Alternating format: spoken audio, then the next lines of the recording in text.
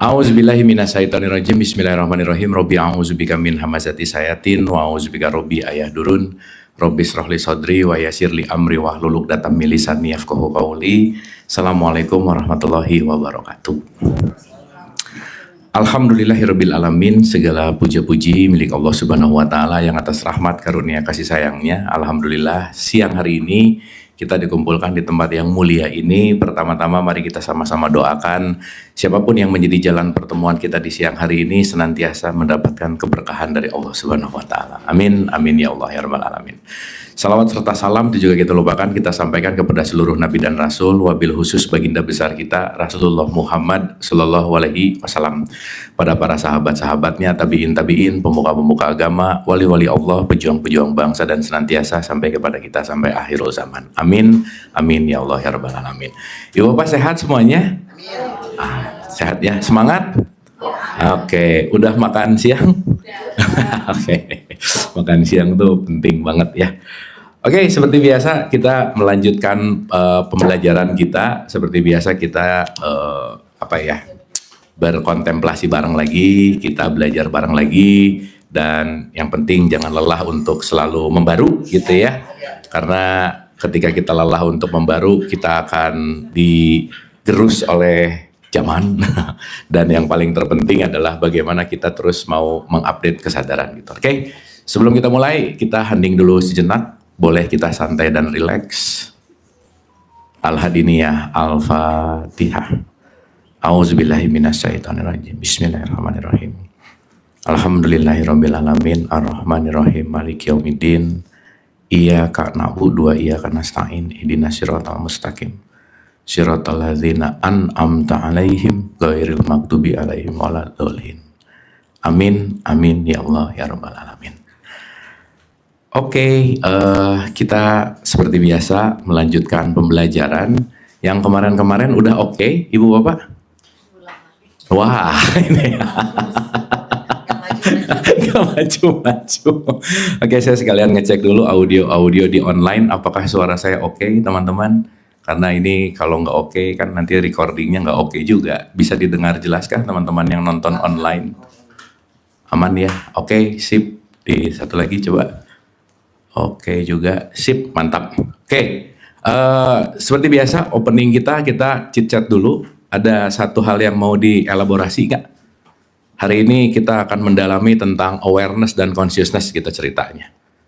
Kita akan membedah tentang apa itu kesadaran, bagaimana kesadaran, dan gimana sih kita menggunakan kesadaran gitu. Nah, cuman seperti apa yang sudah kita bahas gitu ya, hal yang paling penting adalah kita tahu wadah ini perlu diisi apa gitu. Any question kah? Ada pertanyaan? Ini kalau nggak ada tuh ngerti beneran atau emang lupa sama sekali gitu? Ada, Ibu? Sedikit nyangkut. Mangga, Ibu. Ya, supaya ada ini. Cuma mau tanya ini bedanya awareness and consciousness apa? Ayo, kan itu akan kita bahas sekarang. Oh. Ya. Selain itu ada nggak? Belum ada. Oh, belum ada. Oke. Ada lagi? Dari yang kemarin-kemarin nggak ada pertanyaan, beneran? Ya. Ya Kang, tapi sebelumnya ayah bunda semua yang mudah-mudahan selalu dimuliakan Allah dan spektakuler. Saya mau nanya sama Kang Abu. Ini berkaitan sama awareness sama consciousness gitu ya. Tapi saya mau nanya ini dari sisi practical way gitu ya, karena saya seorang guru, saya ngajar, saya mau nanya, kalau misalnya seorang guru ngajar, dia itu ngejelasinnya udah maksimal banget menurut dia gitu ya. Tapi ternyata si murid yang diajarin ini nggak ngerti-ngerti. Kalau istilah anak sekarang tuh oneng terus gitu. Pertanyaannya adalah, Ini jangan nyinir yang ada di sini dong, biasa aja dong gitu. Ya terus. Oh, iya. Sorry. Ya, pertanyaannya adalah kalau misalnya dilihat dari sudut pandang awareness atau consciousness gitu ya, dalam kasus ini sebenarnya siapa sih yang harus introspeksi diri, gurunya atau muridnya? Maksudnya dalam hal ini kalau ditinjau dari kesadaran, apakah gurunya yang harus lebih sadar atau justru muridnya yang harus meningkatkan level kesadarannya? Oke. Gitu Kang. Ya pasti. Kalau udah tuh ini question yang oke. Boleh tepuk tangan lu dong, keren questionnya. Ada lagi kah? Aman ya? Oke, kita hari ini santai aja ya. Karena topik kita hari ini lumayan dan di siang-siang gini memang bahas-bahas gini memang PR sih. Berat. Nah, oke kita relax. Teman-teman, Ibu dan Bapak, saya mungkin akan mengutip satu statement dari Al-Qur'an ya. Jadi Quran itu kalimatnya gini, ada di surat 44 ayat 58. Ini habis nih. Quran tuh bilang di surat 44 ayat 58 dan di surat 1996 atau 14 ayat 4. Nah, di situ tuh 3 statement ini di Quran tuh sama gini. Fa inna mayyasarnahu bilisanika. Ketika ada kata-kata gini, sampaikanlah dengan bahasa kaumnya. Oke? Berarti kalau dengan bahasa kaumnya, pertanyaannya adalah kita penting nggak untuk menyelaraskan dengan siapa kita bicara, Ibu Bapak? Penting. Sorry ya, kalau audiens saya ini semua anak TK, nggak mungkin adik-adik kita hari ini bahas consciousness. Puyeng dia. Betul nggak? Maka saya dapat satu pelajaran penting bahwa semakin gurunya keren, semakin akan menyampaikan hal yang mudah diterima. Udah gitu aja. The less is more, the easiest is more. Maka gini. Kenapa sih kalau kita bicara dalam konteks seni berbicara itu penting banget, Bu, Pak? Karena dengan seni berbicara, kalau kita bicara tentang public speaking, kita akan tahu bahwa oke, kira-kira audiens ini kalau saya pakai bahasa gini, levelnya di sini, kayaknya nggak paham deh. Makanya kenapa yang terpenting itu adanya dialektika gitu. Jadi misalkan ya, penonton saya orang Sunda semua, tapi saya opening pakai bahasa Inggris gitu. So we talk about the consciousness. So the consciousness is, or the particle of consciousness, the mind, the thought, apa, yang dengar pasti sedih, Bu, Pak. Kenapa sedih? Nggak ngerti masalahnya gitu. Gitu ya. Jadi untuk ngejawab pertanyaan tadi, semakin gini, simpel aja ya. Semakin orang ngerti banget, pasti dia akan menyampaikan dengan simpel banget. Udah gitu aja. Jadi kalau nyampeinnya muter-muter, semakin ngerti, semakin easy to say, semakin mudah untuk disampaikan gitu, gitu Mbak. Artinya mudah untuk disampaikan dan mudah untuk diterima. Kebayang nggak Ibu Bapak ngebahas konsep Tuhan disampaikan dengan bahasa yang mudah? Repot nggak? Repot. Makanya penting banget untuk mengupgrade baik audiens maupun gurunya, dua-duanya sama-sama bertumbuh gitu. Tetapi jangan gini, kamu yang harus ngikutin saya, nggak bisa. Tetapi saya harus ngerti, oh ternyata pembahasan di area level ini ya harus pakai bahasa ini gitu. Makanya Quran tuh, jadi Ibu Bapak paham nggak kenapa Quran turun dalam bahasa Arab coba? Kenapa coba? Ya karena Nabi Muhammad lahirnya di lingkungan orang Arab. Kebayangnya Quran keluar pakai bahasa Tagalog gitu. Yang orang Arab nggak paham, betul nggak? Berarti Quran bukan urusan bahasa apa, bukan. Kan saya sering cerita ya, kalau Nabi Muhammad lahir di Garut, pasti Quran pakai bahasa Sunda, Bu, Pak. Betul nggak? Tapi kita yang nggak orang Arab mengerti gitu. Makanya fa inna mayyasarnahu bilisanika, telah aku mudahkan dengan bahasamu. Makanya sekarang ada Quran terjemahan. Meskipun terjemahan itu jauh banget juga sih dari esensialnya, tetapi seenggaknya nggak cuman bunyi, tapi at least ngerti meaningnya gitu. Sok Ibu Bapak maaf ya, rajin baca Quran dengan bahasa Arab, emang ngerti isinya? Enggak. Tapi baca artinya nggak sesuai. Bagi maksudnya? Ya kan kata ngaji ini, baca arti kadang-kadang nggak, meaningnya beda.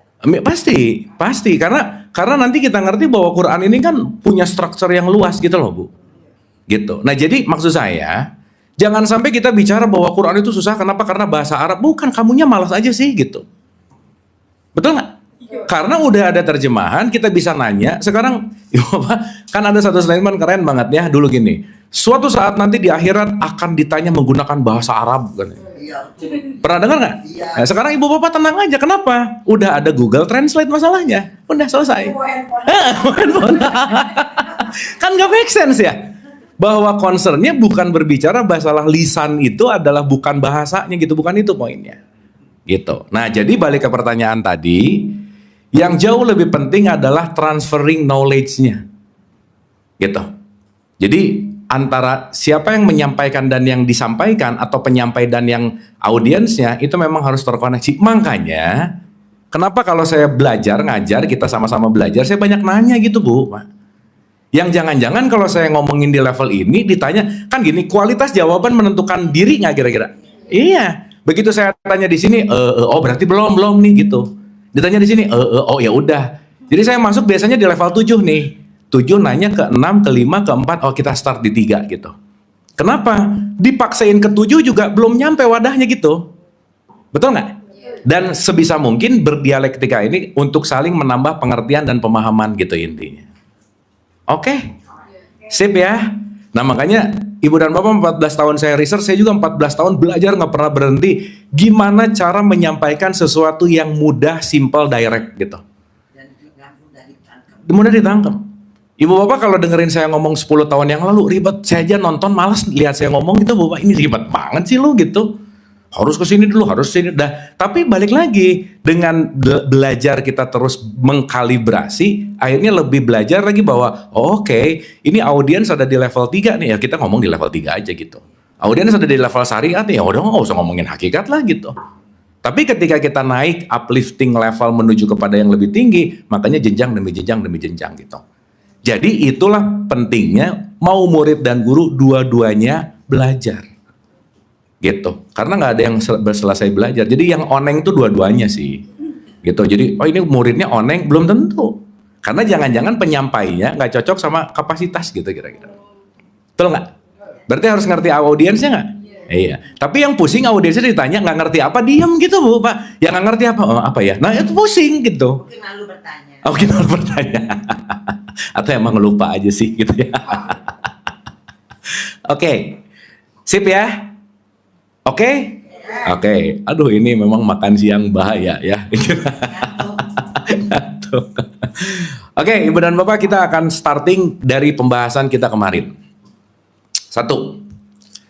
Kita tidak bisa lepas dari 2 concern bahwa ada Allah, ada kholik, ada yang diciptakan gitu kira-kira. Makhluk. Ya.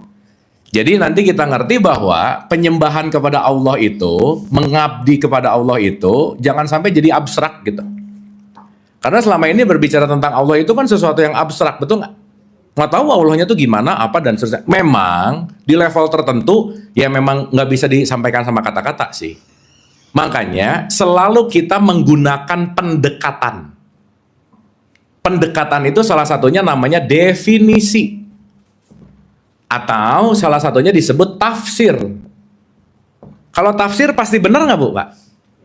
Belum tentu. Karena tergantung siapa yang menafsirkan. Definisi pasti benar nggak? Belum tentu. Karena tergantung siapa yang memberikan definisi. Maka definisi dan tafsir sifatnya tidak final, dia sifatnya adalah dinamis gitu. Maka kalau kita terjebak dalam satu penafsiran seumur hidup, berarti kita nggak dinamis gitu. Makanya kenapa disebut Allahu Akbar. Pemahaman kita tentang Allah akan meluas dan tanpa batas gitu. Mungkin 15 tahun yang lalu mikir Allah tuh ada di langit ketujuh, entah ada di mana, sosoknya seperti apa. Oh oke, nanti menuju ke situ. Pelan-pelan, oh ternyata nggak jauh. Di satu sisi ngomong Allah adalah di atas, tetapi ketika kita bicara Quran ngomong aku adalah dekat. Betul nggak Bu Pak? Yes. Dan masih mungkin berpikir dulu perjalanan menuju kepada Allah nunggu pada mati dulu gitu Bu Pak. Betul nggak? Iya. Sekarang saya tanya, Ibu Bapak ketemu Allah mending setelah mati, mending sebelum mati? Betul nggak? Nah, sehingga dalam perspektif ini setiap pemahaman pasti ada layer by layer by layer by layer. Makanya di surat 84 ayat 19, kamu akan mengalami tingkat demi tingkat dalam kehidupan. Tobakon itu adalah leveling demi leveling demi leveling. Berarti Ibu Bapak maaf ya, ada kelas 1 dan ada kelas 7 misalnya. Anak yang di kelas 1 nggak usah banyak judgement kalau dia belum ngerti gitu maksudnya. Yang di level 7 nggak usah ngerendahin juga anak kelas 1 gitu. Karena dengan kepongahan seseorang begitu ngomong beda dikit, oh ini salah nih. Bukan, kamu belum tahu aja sih gitu. Clear nggak? Makanya kata concern kunci dari belajar adalah selalu mau mengosongkan. Karena maaf ya, yang selama ini kita tahu yang udah penuh di gelas kita, itu pendekatan yang kita terus mendekat, dan mendekat. Makanya ibu bapak, jangan menutup dari informasi manapun, tetapi kita menjadi filter yang kita lakukan atau tidak, bukan urusan informasinya, tetapi keputusan kita gitu. Makanya Imam Ali wanti-wanti, ingat ya, jangan ngelihat siapanya, tetapi lihat apanya. Meskipun yang datang nyebelin, tapi yang diomonginnya kebenaran, tetap kebenaran gitu. Jangan sampai kebencian kita terhadap orang ini, kita jadi nggak ngambil ilmunya gitu loh Bu. Betul nggak? Ah nggak suka dia, kenapa? Ah gitu orangnya, tapi isinya nggak tahu loh. Gitu intinya. Sip ya? Dan itu saya rasa yang paling penting untuk kita selalu pelajari gitu. Nah, saya mau membuka dulu begini. Kita update dikit. Dulu pas pertama saya datang ke sini, kita bicara innalillahi wa inna ilaihi rojiun itu dari Allah menuju kepada Allah. Pulang. Betul? Berarti pertanyaan saya, pulang itu melalui tahapan pembelajaran dan tahapan perjalanan nggak kira-kira? Iya. Nah sekarang saya tanya, berarti waktu kita pulang itu kapan? Nah ini gawat nih. Kapan saat yang tepat kita pulang? Hah? Oke ya. Pemahaman umum, pulang itu ketika sudah dalam keadaan mati. Maka dipanggil Allah itu pemikirannya dipanggil itu adalah mati. Betul nggak? Oke, sekarang saya tanya. Ibu dan Bapak, kalau kita bicara tentang perjalanan dari hidup menuju mati. Menuju mati. Kalau ada kata menuju, di tengah-tengah ada jarak nggak? Ada dong. Saya sama Ibu dan Bapak ada jarak nggak ini? Ada. Tapi sekarang saya tanya, kembali ke Allah perlu jarak nggak?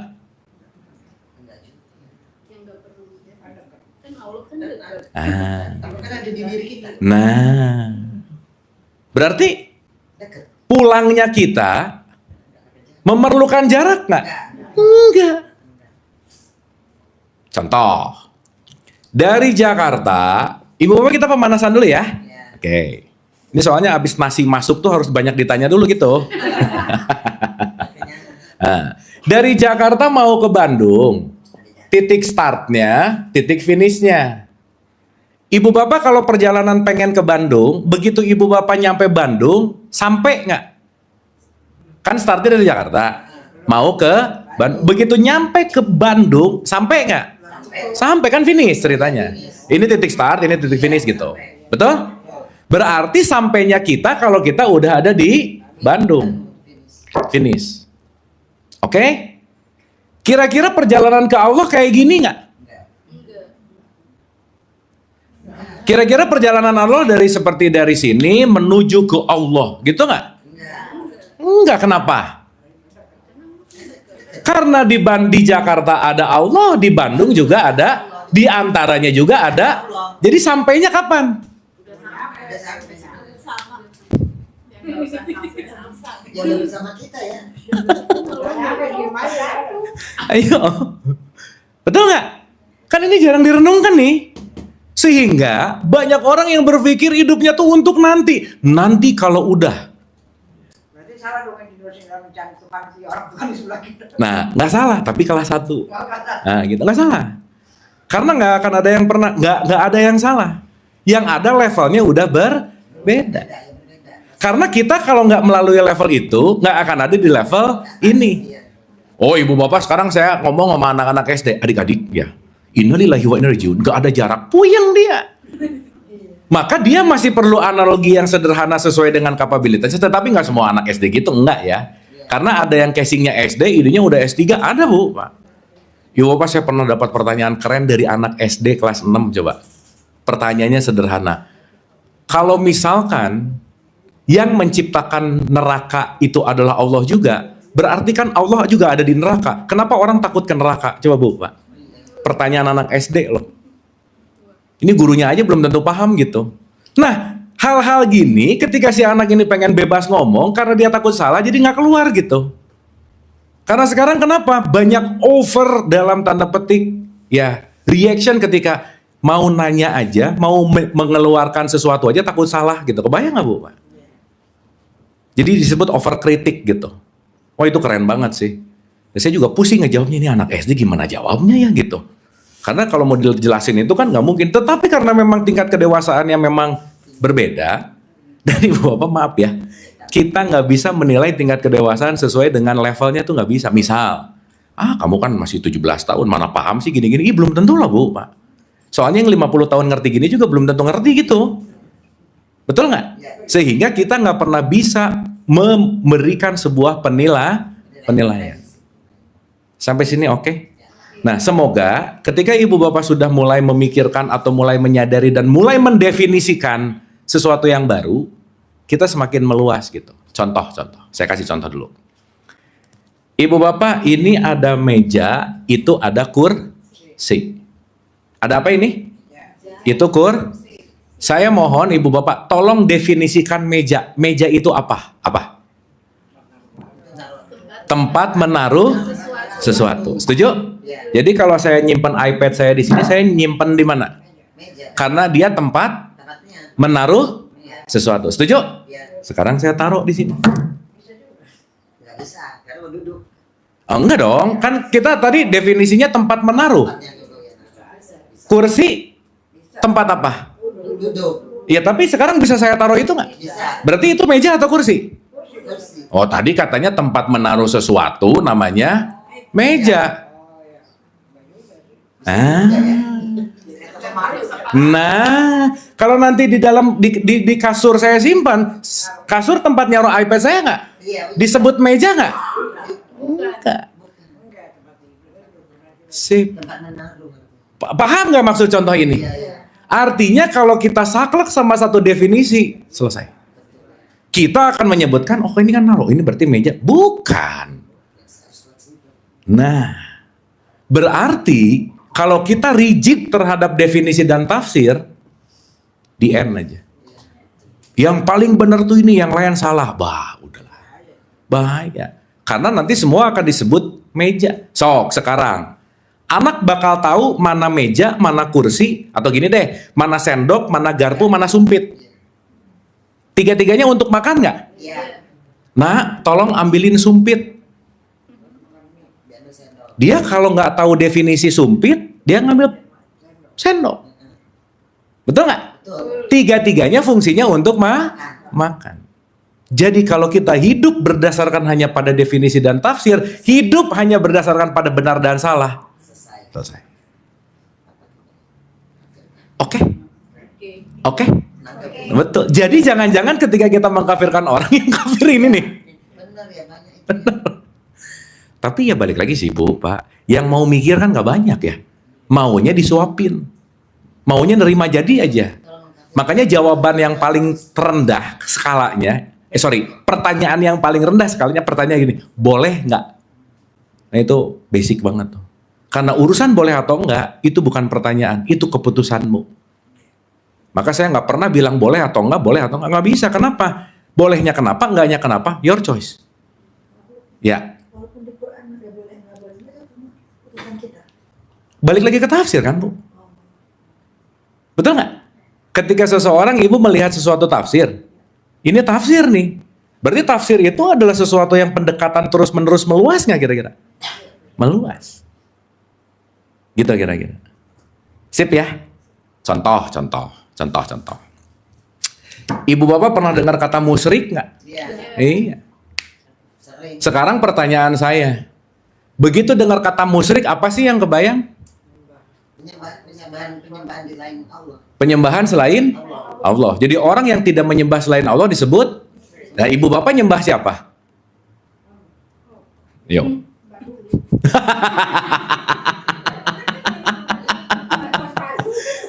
Iya betul nggak? Apalagi dengan perspektif tafsir yang paling tafsir satu gitu anggap aja. Orang yang musyrik adalah orang yang beda agama sama saya. Bisa begitu nggak Bu? Oke. Tafsir pertama nggak kira-kira? Kita dapat tafsiran itu nggak? Iya. Tetapi ini final nggak kira-kira? Enggak.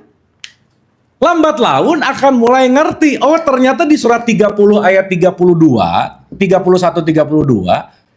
Quran sendiri ngomong loh, orang yang musyrik adalah orang yang bergolong-golongan dan merasa golongannya lebih baik dari orang lain. Jadi mana bisa siapa aja ya. Berarti kata kunci musyrik ini tidak terletak pada siapanya. Betul nggak? Sih. Berarti kita bisa memusyrikan orang lain nggak?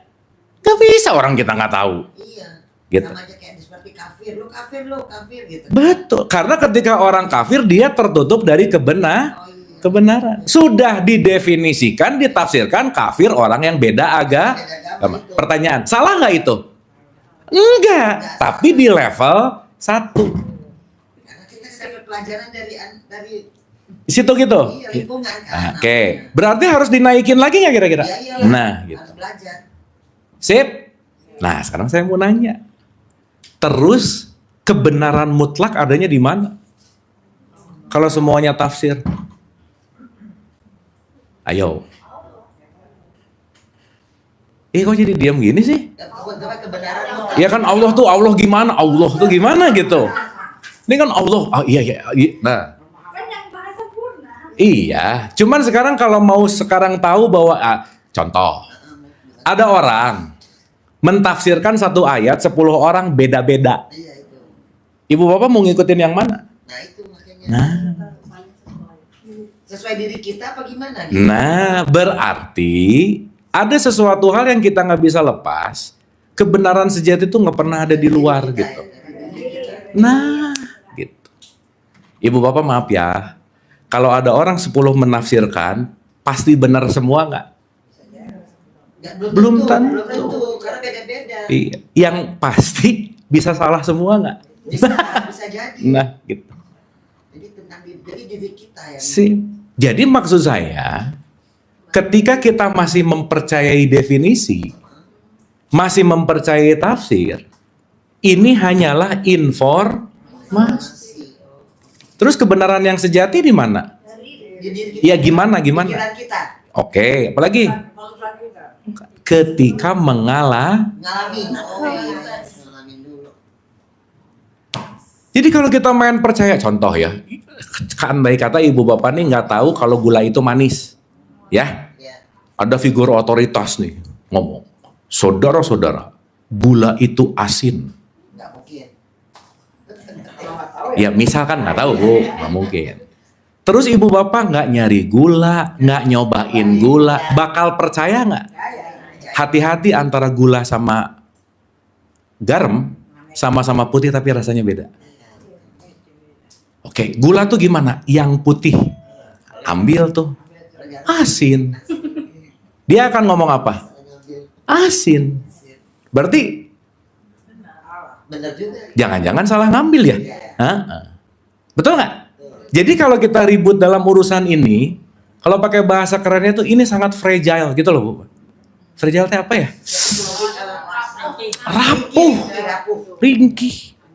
Nah sekarang saya tanya, yang kalau kita bicara dalam konteks yang namanya sejati, berarti sesuatu yang nggak fragile dong, betul nggak? Ciri-ciri tidak fragile, ayat pertama Quran setelah Al-Fatihah, zalikal kitabu la raiba. Tidak ada keraguan. Berarti PR besar kita membuat diri kita tidak ragu. Ya, yakin. Makanya yakin juga nanti ada 3. Ainul lihat, ilmun informasi, baru hakul. Nah, kalau udah hakul, sudah tidak bisa didefinisikan. Setelah mengalami. Maaf ya, maaf nih. Quran yang kita pegang sekarang, ini kan Quran quote and quote buku. Betul nggak? Saya mau nanya Bu, Pak. Nabi Muhammad pernah baca Quran ini nggak? Enggak. Bukan buta Bu. Bukan. Waktu Nabi Muhammad ada, bukunya belum ada gitu. Ini suka aneh-aneh aja. Sekarang saya tanya, sesuatu yang belum ada zaman Nabi Muhammad disebut apa? Bid'ah.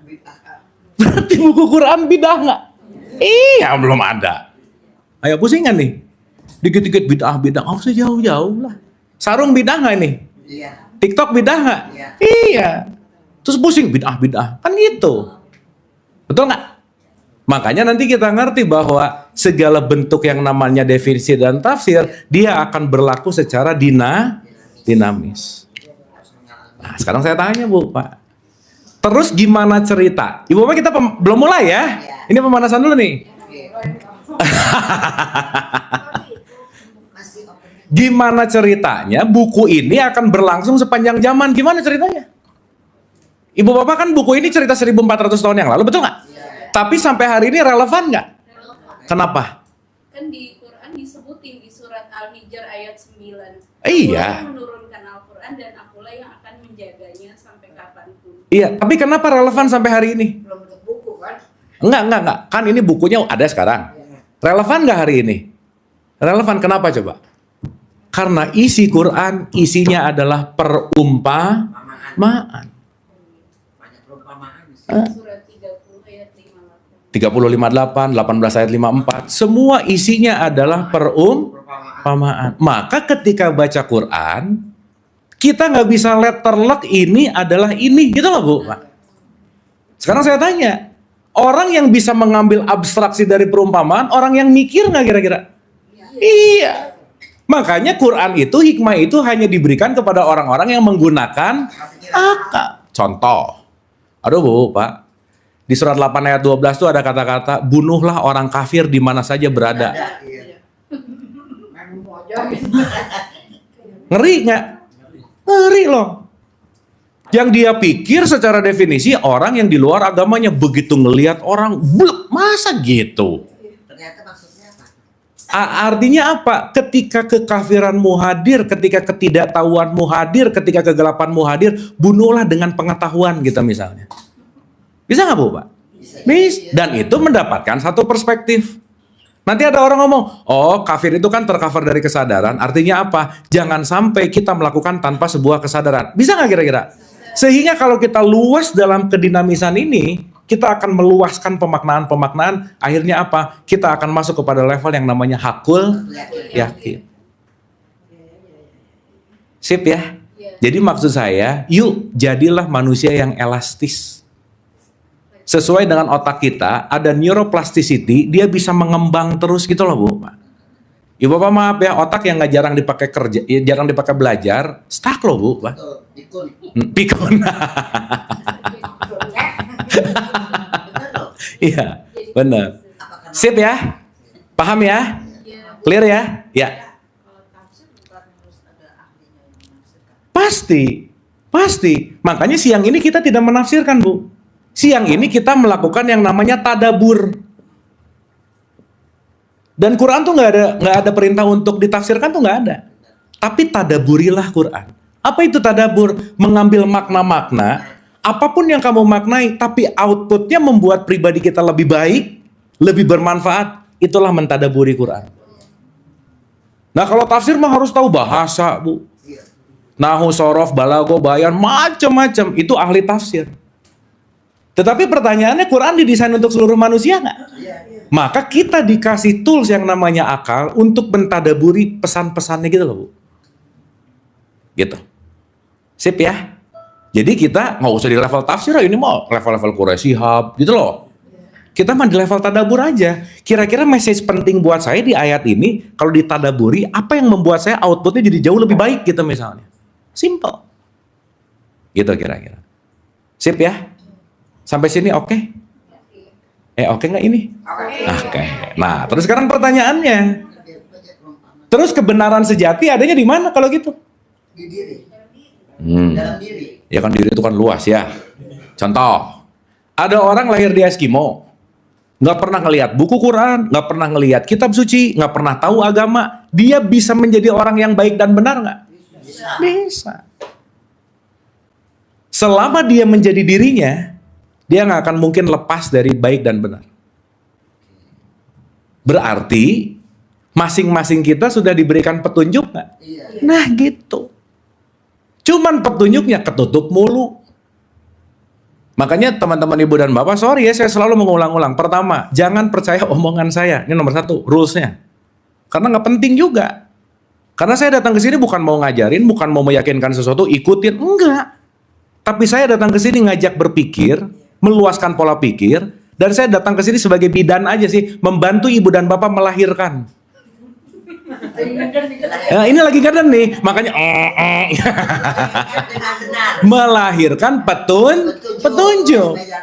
Nah, gitu. Sip ya.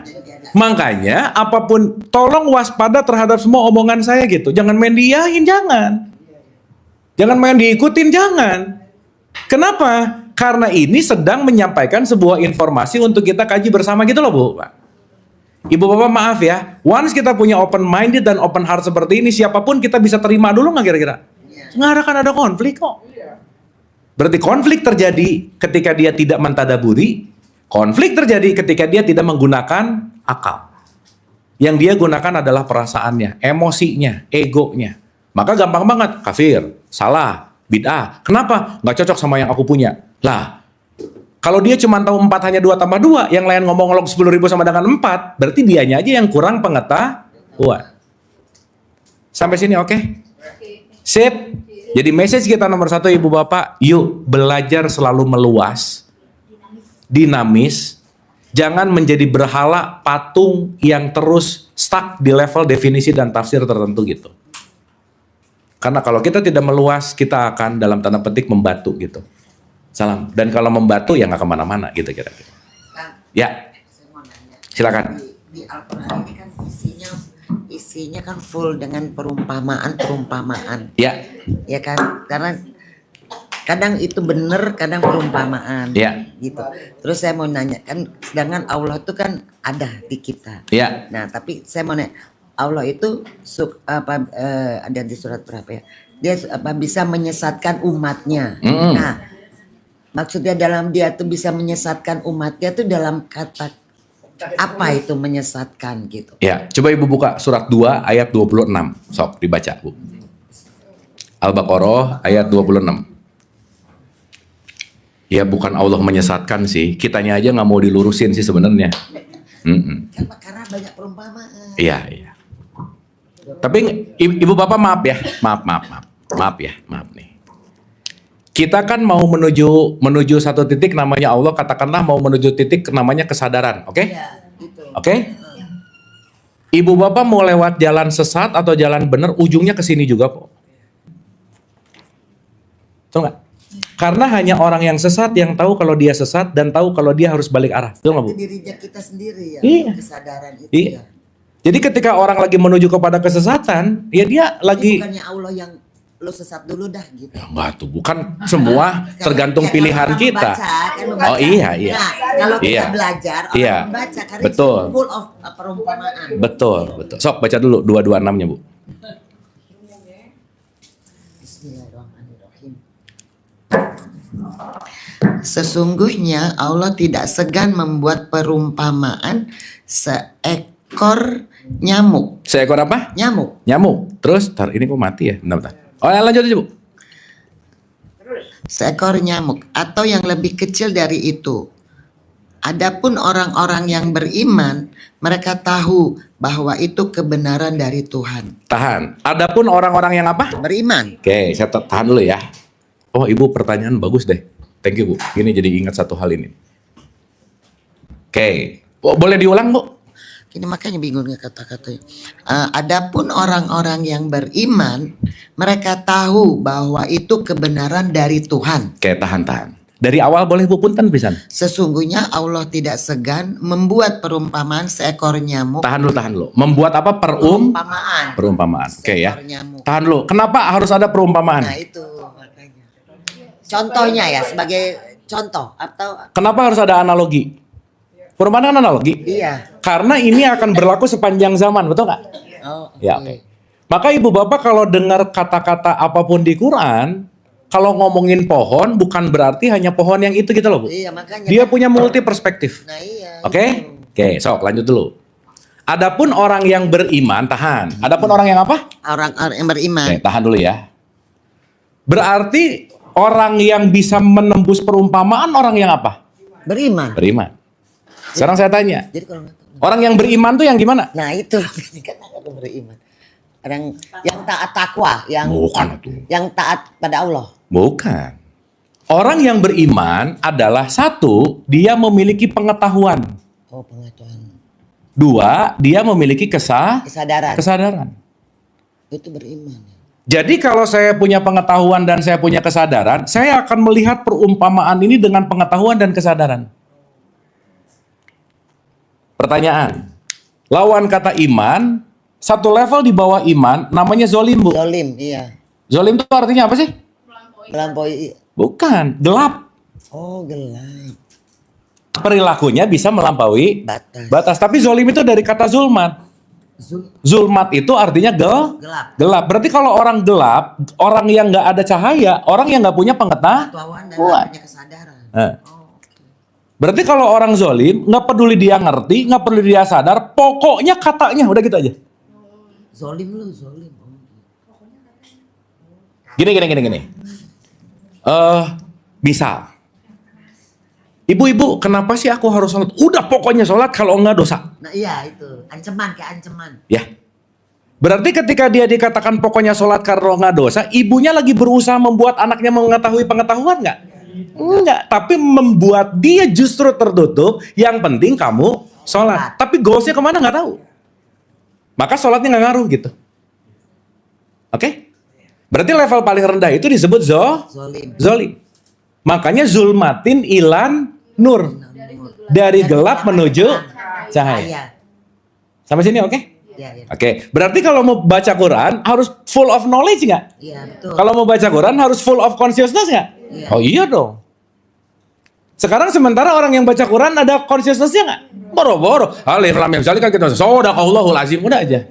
Karena kan kita kan belajar dari kecil ya. Betul. Karena tidak diajarkan dan dibilang tadi dari SD. Betul. Dan orang kan belajar dan kebanyakan orang kan banyak gini.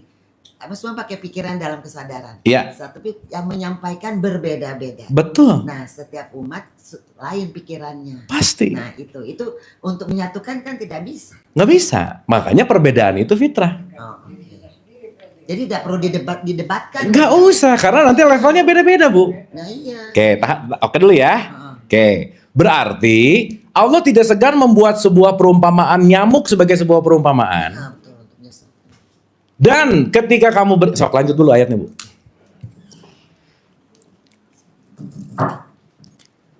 Mestinya saat kebenaran dari itu. Tetapi mereka yang kafir berkata, apa maksud Allah dengan perumpamaan ini? Jadi orang kafir itu malas mikir nggak kira-kira?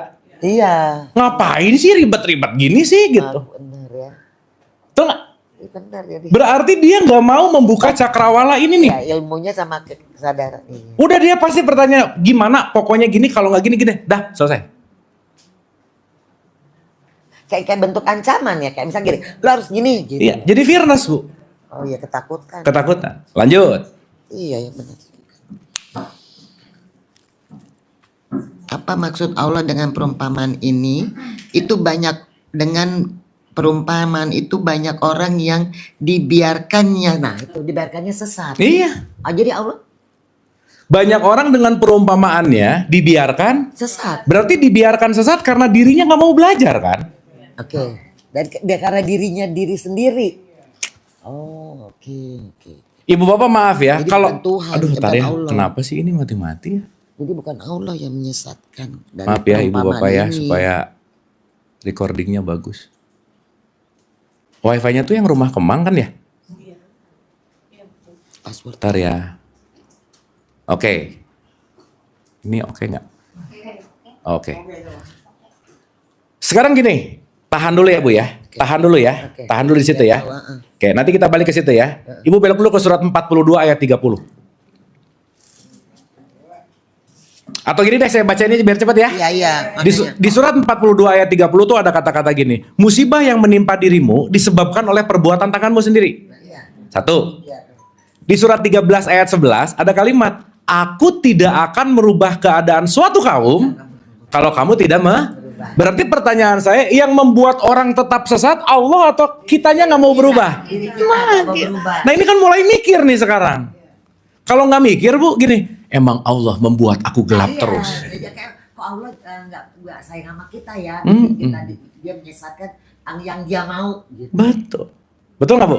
Sok lanjut dulu ayatnya. Pada diri kita sendiri ya.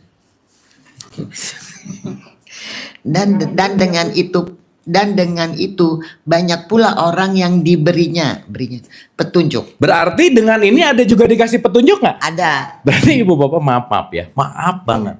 Quran bisa menyesatkan kita nggak? bisa jadi Quran bisa ngasih petunjuk nggak? Bisa. Berarti bukan Qurannya, kamunya. kitanya ya harus. Iya. Ya makanya harus belajar dengan artinya kan banyak perumpamaan itu Iya. gitu loh. Jadi kan banyak, bukan saya menjelekkan. Jadi oh ini nggak bisa, itu kafir, itu haram, itu ini. Iya. Padahal semuanya pakai kita yang cerna. Betul. Sok lanjut lagi Bu, dikit lagi. Oke. Tetapi tidak ada yang dia sesat. Oh nggak ada ya Allah. Tetapi tidak ada yang dia sesatkan dengan perumpamaan itu selain orang-orang yang fasik benar. Jadi yang akan disesatkan orang-orang yang mana? Fasik. Awas ya, ini fasik bukan orang Tasik, hati-hati ya. Orang-orang fasik, nanti orang Tasik ngamuk ya. Nah sekarang saya tanya, siapa orang yang fasik? Lanjut Bu ayatnya. Tadi habis. Belum, ya ayat berikutnya. Oh, Mm-mm. orang-orang yang melanggar perjanjian Allah setelah perjanjian itu diteguhkan. Nah, diteguhkan itu artinya apa tuh? Terus? Diteguhkan dan memutuskan apa yang diperintahkan Allah untuk disambungkan. Berarti orang yang fasik ini urusannya pengen memutuskan silaturahim, pengen bikin ribut, pengen bikin berantem. Betul nggak Bu? Benar. Iya. Berarti kalau sekarang saya ngerasa itu terjadi bahwa aku lebih benar dari dia, fasik nggak Bu? Nah, iya. Pasti akan disesatkan. Kayak orang yang ya, termasuk orang sombong itu kan fasik juga ya. That's why Nabi Muhammad Dia bilang, lebih pinter kayaknya gitu. iya, ketika kamu punya kesombongan satu atom aja Bu, nggak akan bisa masuk surga gitu. Apalagi sebiji sara ya. Apalagi kan satu atom tuh, apalagi satu sel gitu misalnya. Iya ya. Gitu. Paham Ibu ya? Satu lagi Bu. Loncat ke 269-nya Bu. 269. Serem. 69 ya. Nah, 200 Al-Baqarah 100 Al-Baqarah 269. Iya, 269. Hikmah. Oke, ya.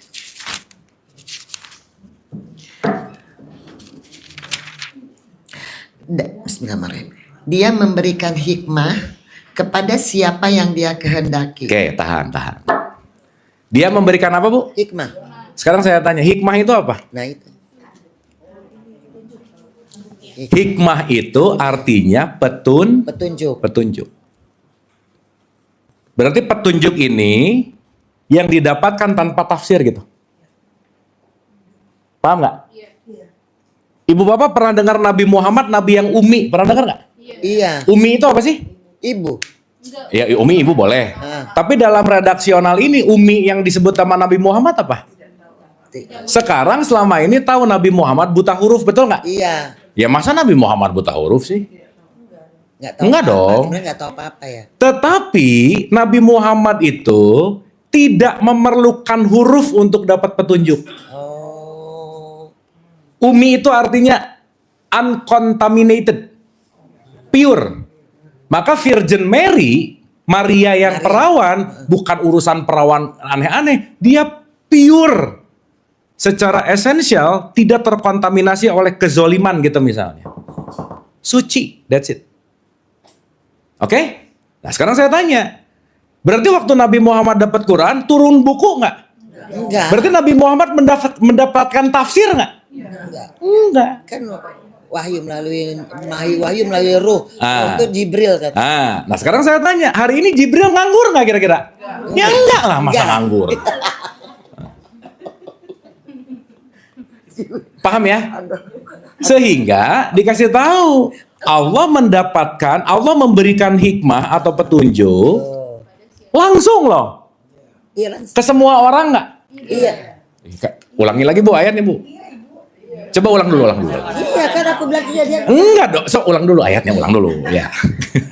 yang 269.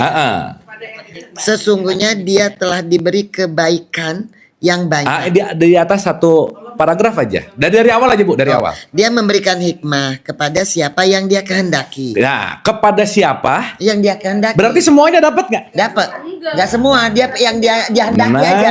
Yang pilihannya itu aja. Nah, oke. Heeh. Pelan-pelan ya. Gini. Allah memberikan hikmah kepada siapa yang dia Kehendaki. Kira-kira yang dikehendaki yang mana? Yang mau menerima Kan tadi dikasih tahu yang beriman, iya, yang mau menerima pengetahuan dan kesadaran. Nah, Iya. makanya Ibu Bapak, ada salah satu metodologi untuk menafsirkan Quran, namanya metodologi ayat bil ayat. Satu ayat akan ditafsirkan dengan ayat yang lain. Nah, salah satunya begini nih belajarnya. Artinya, ketika tadi di Al-Baqarah 26-nya bilang bahwa perumpamaan itu akan menjadi petunjuk kalau kamu beriman. Dan Allah akan memberi petunjuk kepada siapa yang dia kehendaki. Berarti yang dikehendaki orang yang mana? Yang beriman. Berarti dia punya pengetahuan dan punya kesadaran. Pertanyaan, pengetahuan dan kesadaran datang atau digapai? Digapai. Belajar. Berarti yang akan dapat hikmah, yang akan dapat petunjuk siapa? Yang mau belajar. Orang yang mau. Ibu Bapak termasuk orang itu nggak? Iya dong. Sip, bagus. Udah pede aja dulu nggak apa-apa. Iya. Ya mau dong. Kan untuk menambah ilmu. Menambah ilmu dengan kesadaran. Iya. Karena yang nggak datang ke sini dapat ilmu ini nggak? Enggak. Makanya, jadi Meskipun Allah ada rekaman sih. Ya, tapi Allah pilih artinya. Nah, berarti yang memilih Allah atau yang menginginkan kita? Kita yang memantaskan diri sehingga dipilih oleh Allah. Nah, gitu. Okay. Jadi nggak bisa gini, ya Allah, aku belum dapat hidayah. Nggak bisa. Terus temannya nanya, nyari nggak? Nggak, aku nunggu dapat hidayah. Nggak bisa. Ibu Bapak kalau tidak mengeluarkan energi, tidak mengeluarkan potensi, tidak mengeluarkan apapun untuk hadir di tempat ini, maka Ibu Bapak, sorry to say, semua hikmah itu adalah balasan ketika Ibu Bapak berbuat baik. Udah selesai. Pembelajaran ini adalah balasan dari Allah ketika Ibu Bapak berbuat kebaikan. Selesai. So that's why, maaf banget ya, once kita rajin ngaji tapi nggak pernah berbuat baik, nggak akan dapat petunjuk aja. Karena petunjuk hanya akan diberikan kepada orang-orang yang berbuat kebaikan. Baik. Jadi automatically ketika kita berbuat kebaikan, petunjuk pasti datang lewat jalan apapun. Makanya nomor 1, berbuat baik sama siapa? Ibu Bapak. 2, karib kerabat. Sorry to say, ngaji rajin urusan sama orang tua nggak beres, nggak dapat hikmah. Ngaji rajin urusan sama pasangan dan anak nggak beres, nggak dapat hikmah. Ngaji rajin tetangga dekatnya lapar terus, nggak dapat hikmah. Kenapa? Karena esensi dari ini semua bukan knowledge yang dari buku, tetapi kita akan mendapatkan langsung dari direct yang namanya kesadaran. Dan pemancing kesadaran adalah berbuat baik. Oke nggak? Sekarang saya tanya, siapa sih orang yang udah pasti dapat hikmah, Bu? Udah pasti aja, siapa? Maksudnya manusia. Manusia. Yang kita udah tidak meragukan lagi, katakanlah begitu. Ini orang pasti dapat hikmah aja, siapa? Para nabi dan rasul. Sekarang saya tanya, apakah mereka dari lahir langsung dapat hikmah? Enggak. Enggak, mereka mendapatkan tempaan yang besar, masalah yang gede. Dan mereka melampaui, maka mereka mendapatkan hikmah. Sekarang saya tanya, apa syarat mutlak mereka dapat hikmah? Lulusan ITB gitu? Enggak juga. IPK-nya 3,8? Enggak juga. Betul nggak? Nah, belok lagi dikit, Bu. 684. Nah, surat 6 ayat 84. Ada aja. Ya. Bismillahirrahmanirrahim. Bismillahirrahmanirrahim. Dan kami telah menganugerahkan Ishak dan Yakub kepadanya. Ishak dan Yakub. Oke, terus. Kepadanya. Nyanya itu siapa ya? Gitu. Kepada mereka. Oke. Ya. Kepada masing-masing telah kami beri petunjuk. Telah kami beri apa? Kami. Nah, jadi Ishak sama Yakub udah pasti nggak? Pasti. Menurut perspektif ini. Betul ya? Lanjut. Oh, oke. Dan sebelum itu kami telah memberi petunjuk kepada Nuh. Terus. Dan kepada sebagian dari keturunannya Ibrahim. Sebagian atau seluruhnya? Sebagian. Sip. Terus. yaitu Daud, Sulaiman, Ayub, Yusuf, Musa, dan Harun. Terus, Dan demikianlah kami memberi balasan kepada orang yang berbuat baik. balasan kepada orang apa, Bu? Berbuat baik. Nggak ada. Dan kami berikan petunjuk kepada orang yang rajin pengajian. Nggak ada, Bu. Pak. Jadi perbuatan baik. Nah itu kan yang bilang yang ngasih kami. Betul. Kami itu malaikat. Semuanya antara Allah, sistem malaikatnya, dan knowledge-nya. Kan knowledge juga bagian dari Allah, Bu. Oke. Kan ada kami, ada kamu, ada. Dapat ya?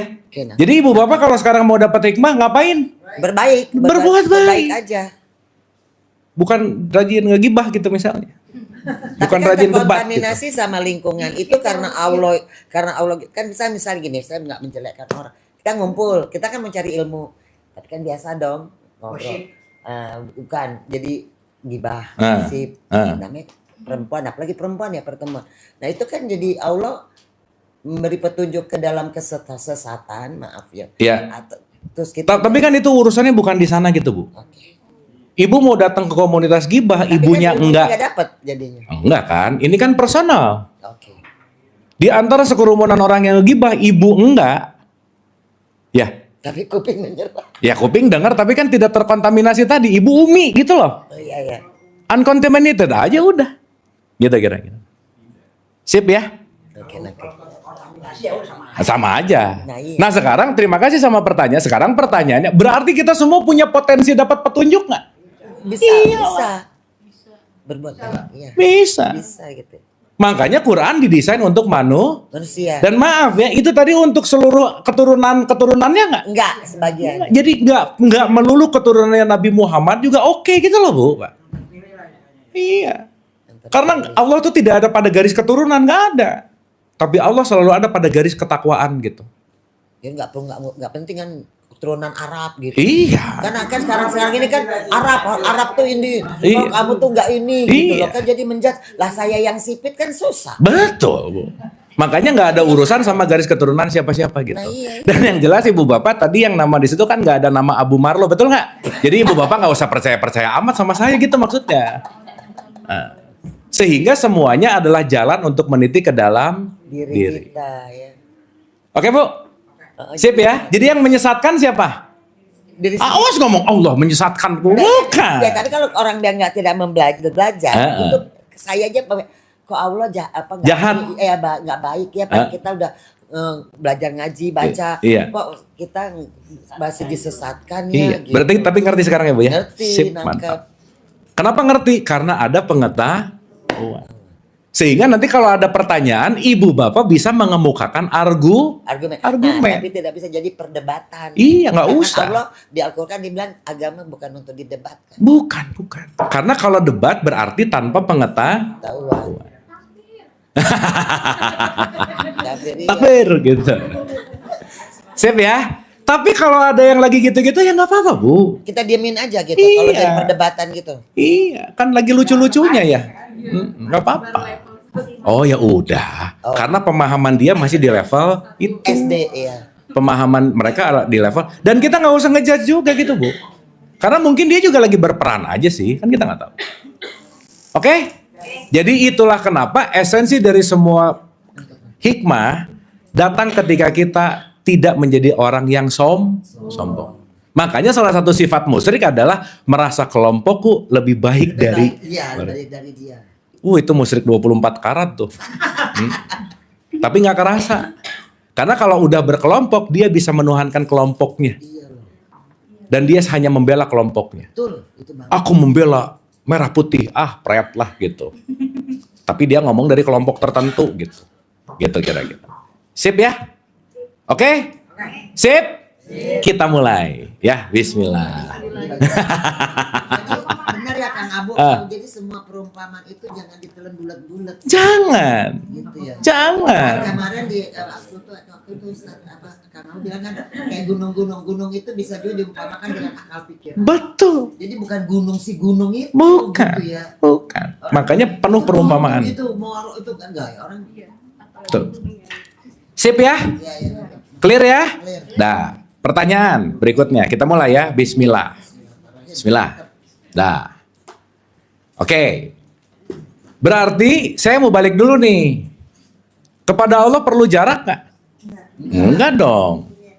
Maka perjalanan menuju Allah itu bukan linear dari titik A ke B, tetapi perjalanan yang dari lingkaran luar kepada lingkaran terdalam. Nggak kemana-mana, tetapi mendalam. Bukan letak geografisnya, tetapi semakin sadar. Jadi kalau pakai bahasa kerennya, perjalanan dari ignorance, mabuk, menuju kepada sadar. Berarti ilaihi rojiun kalau kita lagi apa? Kembali ke Allah kalau kita lagi apa? Sadar. Sadar perlu mati dulu nggak? Enggak. Tidak perlu mati fisik tetapi mati egonya. Tidak perlu mati fisik tetapi mati bencinya. Makanya ibu bapak pernah dengar Isa, Yesus, dia bisa membangkitkan orang yang mati. Pernah dengar nggak? Iya. Dia bukan datang ke tanah kusir, setanah kusir zut, bangun lagi. Bukan. Jadi zombie dong. Tapi dia mampu membangkitkan jiwa-jiwa yang mati, hati-hati yang mati. Ketika hati yang mati itu bangun, berarti dia merubah orang yang mabuk menjadi sadar. Kesadaran itu maksudnya. Kita terlalu bulat-bulat aja ya. Iya. Kan kita ngeliat bulat-bulat. Pernah dengar nggak bahwa dia bisa menyembuhkan orang yang buta? Buta. Iya. Ada cerita-ceritanya. Buta itu kan bukan masalah datang ke rumah sakit mata yang nggak bisa lihat, jebring lihat. Bukan. Tapi dia bisa membangkitkan mata hati, mata batinnya seseorang. Ibu bapak mata yang dua ini kan penuh dengan judgment, betul nggak? Betul. Iya. Karena melihat. Tetapi ketika ibu bapak ngelihat udah non judgment, melampaui dualitas, itu artinya lepas dari buta. Maka maaf ya, kebanyakan kita tuh buta sebenarnya. Kenapa? Karena menilai dengan penilaian Mata. ini nih. Sementara kalau kita ini udah dilepasin yang hanya dilihat dari mata hati lah dalam tanda petik, kita hanya ngelihat Allah nggak sebetulnya? Iya. Iya. Gimana saya mau ngejelekin dia sebagai tukang becak misalnya? Dia sebagai tukang sampah gitu. Orang kalau saya melepaskan pandangan saya yang ini, saya akan melihat dengan pandangan yang ini. Maka aku hanya melihat dengan Isa. Isa itu artinya welas asih. Maka artinya apa? Hanya cinta kasih dan welas asih yang akan membangkitkanmu dari mati. Itulah Isa. Al-Masih. Dan Nabi Isa, maaf ya, Yesus nih, bisa menyembuhkan penyakit kulit nggak? Iya. Ya emang dia produksi salep kan? Enggak ya? Skincare. Katanya kan dari air apa itunya dia waktu disalib. Tetapi kan poinnya, dia membebaskan orang dari pelajaran yang kulit-kulitnya doang gitu loh Bu, Pak. Oh, yang belajar cuma dari luarnya. Dari luarnya. Oh, maksudnya itu. Sehingga dia bisa mengupas kulit. Contoh, kulit bawang. Ibu bapak kalau beli mangga, pengen ngicipin kulitnya atau dagingnya? Dagingnya dari. Ya iyalah. Tapi kalau mau ngicipin dagingnya, kulitnya harus diapain? Kupas lah. Nah, mengupas itu namanya torikot gitu. Oh, gambar. Karena intinya, saya mau makan daging itu hakikat gitu. Nah sekarang kalau kita ngomongin di kulit mulu, ketemu dagingnya nggak? Nggak. Nah, gitu. Nah Isa membebaskan orang dari penyakit kulit, jangan ngomong kulit dong, ngomong isinya.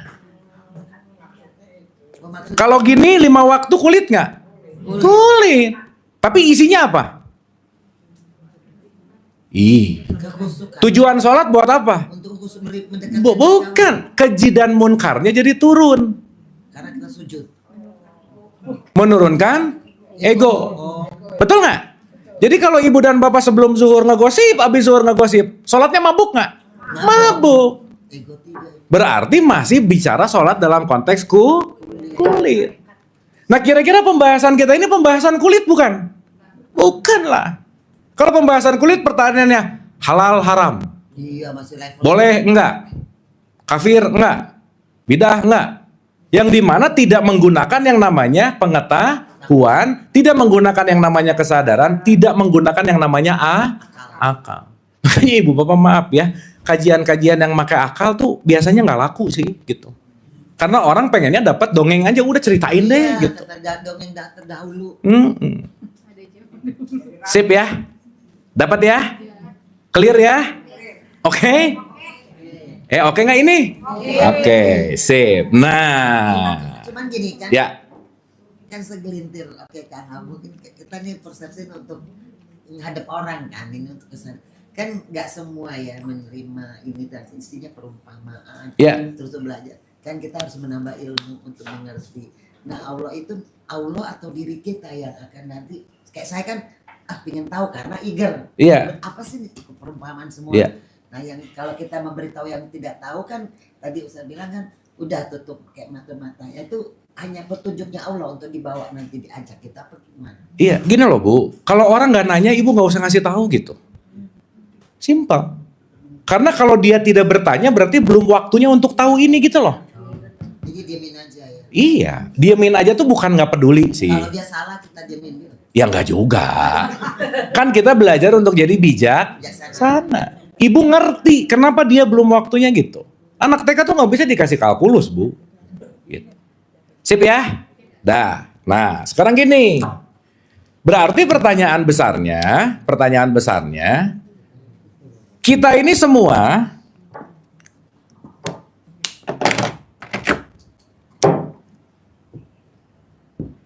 ada spidol nggak ya? Ceris. Ceris mana? Oh ini oke.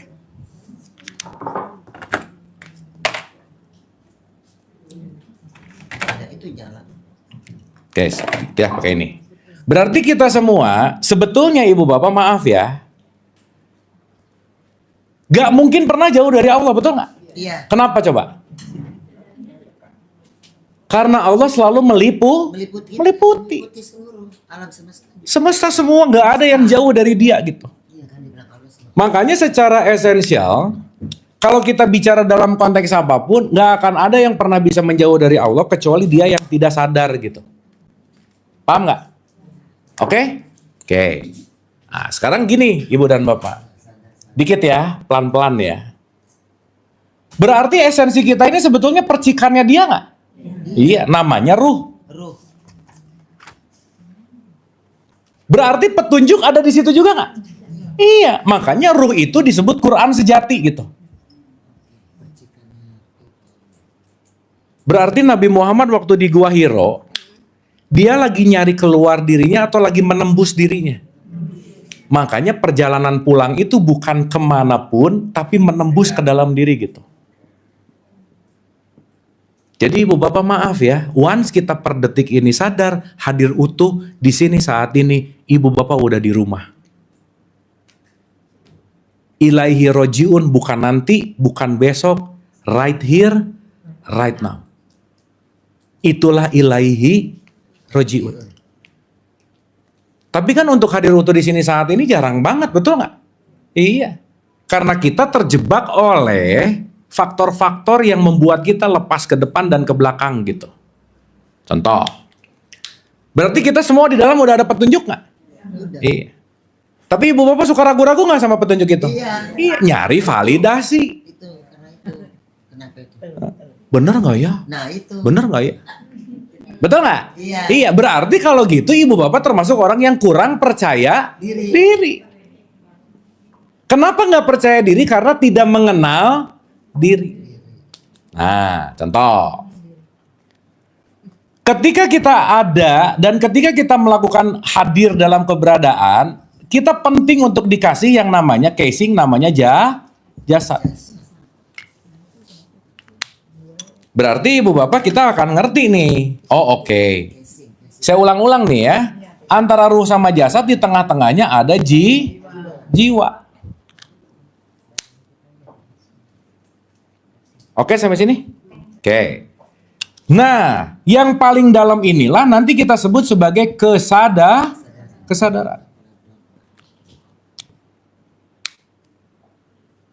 Berarti ada sang kesadaran, ada wadah dari kesadaran. Contoh, berarti kesadaran kita di ruangan ini sama nggak? Ih. Oke. Dengerin dulu ulangin dulu. Ulang.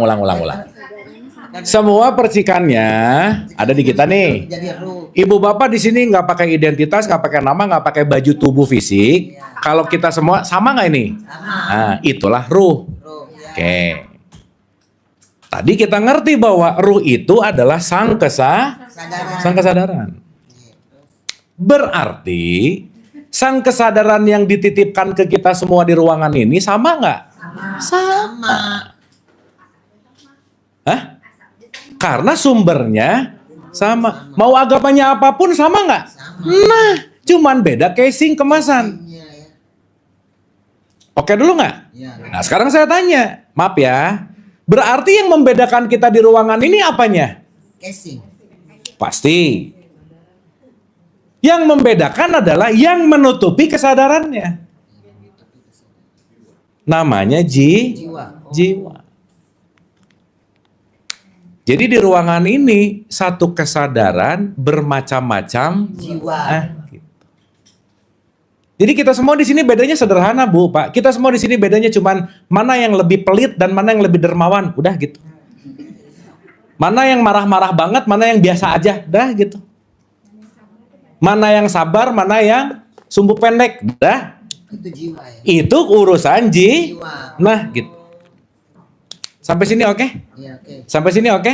Berarti kalau jiwanya dalam tanda petik tidak dalam keadaan tenang, petunjuk datang nggak?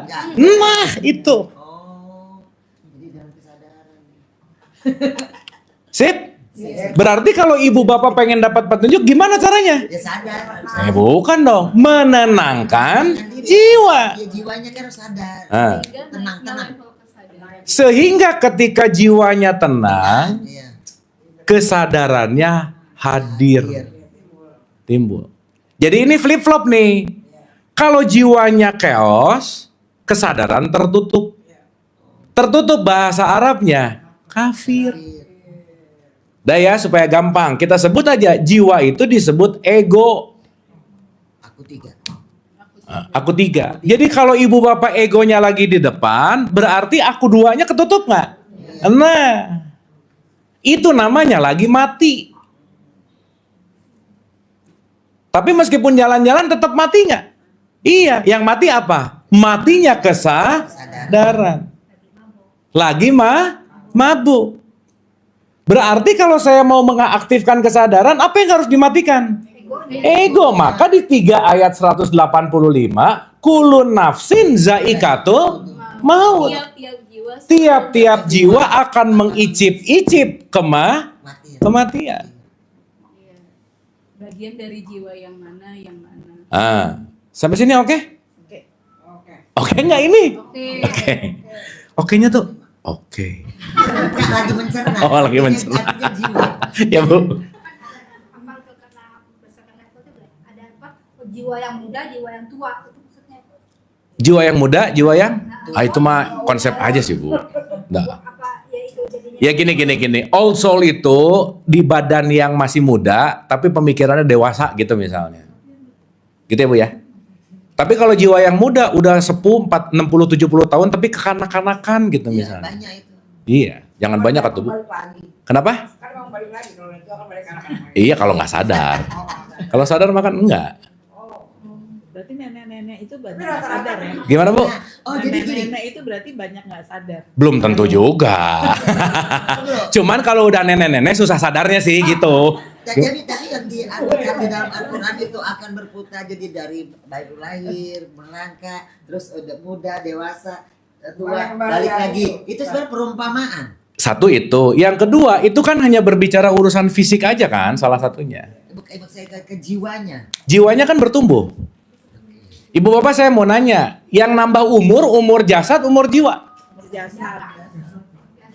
Jiwa ya? Ibu kalau tiap ulang tahun, panjang umurnya. Yang naik umurnya umur apa? Jasad. Ini. Jiwa. Jasad dong. Tapi naik 1 tahun umur jasad, sama dengan naik 1 tahun umur jiwa nggak? Belum tentu, orang dari dulu baperan mulu gitu misalnya. Udah 5 kali ulang tahun, dendamnya itu juga. Berarti belum naik dong. Betul nggak? Gitu. Jadi kalau tadi ngomongin old soul, mungkin salah satu perspektifnya adalah orang yang umurnya belum tua, tetapi jiwanya dewasa gitu.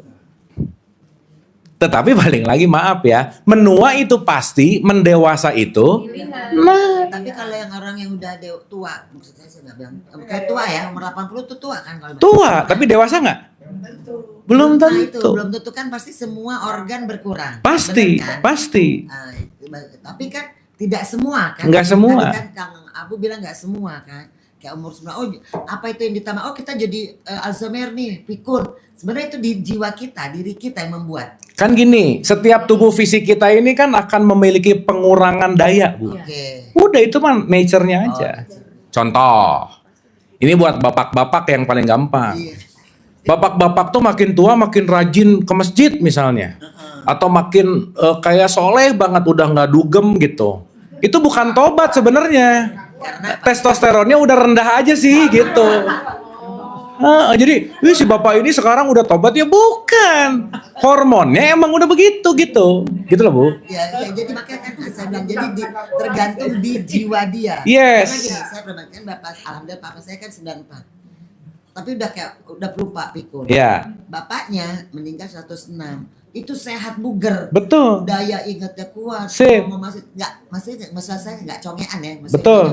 Nah, itu makanya itu karena kita buat atau Ya. karena Allah yang memang Oh, kita itu gini. pelajari. Ibu bapak maaf ya. Banyak nyetir. Betul. Gini. Kualitas si tubuh fisik ini harus dijaga nggak? Jaga. Iya, yang ngejaga masa Allah. Iya. Oke. Jadi ibu bapak kalau rajin makan gula, olahraga enggak, makan nggak diatur, udah deh, marah banyak, udah aja. Ibu bapak ingat nggak waktu kita bahas tentang once kita berbicara dalam konteks fisikal, itu mengaruh kepada emosi dan mengaruh kepada hormon. Contoh, marah 5 menit, sistem imun tubuh kita mati 6 jam. Oh, itu deh. Pasti. Jadi orang yang banyak marah, berarti pertama kali yang membuat impact buruk buat siapa? Dirinya. Nah, jadi kalau mau cepat mati sok marah-marah tiap hari gitu. Tapi kan lingkungan yang membuat, Nah, kalau lingkungan yang membuat berarti ibu mabuk gitu. belum tentang kesadaran. Belum punya kontrol terhadap marah. Jadi kalau orang marah kita diamin aja gitu. Lah, sekarang pertanyaannya, dia mau marah kek mau enggak kek tergantung kita merespon nggak, Bu? Iya, Karena mandang dia sama aja mandang diri kita gitu. pasti. Oke. Sip ya? Dapat ya? Berarti semua tergantung apa yang kita lakukan nggak? Maka jangan dikit-dikit Allah gitu. Iya itu. Ujian dari Allah. Gimana? Bener gak sih tuh? Enggak juga gitu. Karena kata kuncinya bukan datang dari siapapun kecuali kita yang mengundang. Karma gitu-gitu ya. Karma. Nah, sekarang ulang dulu. Ulang dulu. Ya ulang dulu deh. Ulang. Agak lemot. Jasad itu wadah, oke? Ya, oke. Ruh itu petunjuk, oke? Oke. Di antara jasad dan petunjuk ada jiwa nih. Udah ibu bapak kita mudahkan aja. Semakin jiwa ibu dan bapak tenang, semakin ruh akan menampil. Udah gitu aja.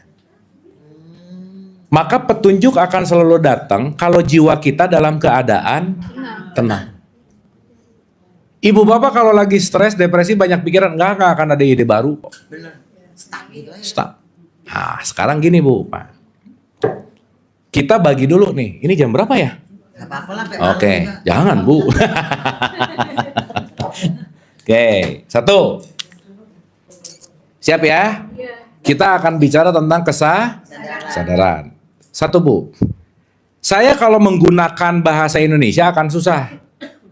Jadi saya akan pakai bahasa Inggrisnya dulu, nanti Arabnya baru bahasa Indonesia. Karena gini, semuanya, contoh. Di Quran itu ada 3 terminologi. 1 kolbu, 2 fuad, ketika lub. Diterjemahkan 3-tiganya hati gitu. Tapi esensinya beda-beda. Tapi esensinya beda. Oke. Maka hati itu bukan hati fisik gitu. Hati fisik itu penetral racun.